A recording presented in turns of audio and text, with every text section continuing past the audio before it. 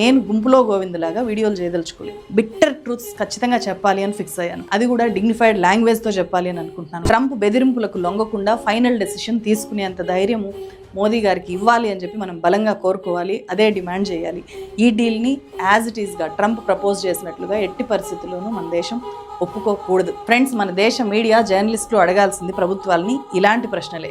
కానీ దురదృష్టవశాత్తు మొత్తం ప్రభుత్వం ఏ నిర్ణయం తీసుకుంటే వాటికన్నిటికీ ఆహా మోదీ, ఓహో మోదీ, వావ్ మోదీ, భలే భలే డీల్ చేసుకున్నావు మోదీ అని చెప్పి పొగిడే ఒక డబ్బా సంస్థల్లాగా మీడియా ఛానల్స్ మారిపోయాయి. అండ్ యూట్యూబ్లో కంటెంట్ చేసే చాలామంది కాంటెంట్ క్రియేటర్స్ని లక్షల మంది నమ్ముతారు కదా. మోదీ దెబ్బ, చైనా పాకిస్తాన్ అబ్బా అబ్బా అని చెప్పి రోజుల కొద్దీ వీడియోలు చేస్తున్నారు. లక్షల మంది యువతని చాలా తెలివిగా తప్పుదారి పట్టిస్తున్నారు. వాస్తవాలు చెప్పే నాలాంటి వాళ్ళ వీడియోల కింద హెడ్ కామెంట్స్ పెడతారు. యాంటీ నేషనల్స్గా, యాంటీ హిందూస్గా ప్రొజెక్ట్ చేస్తారు.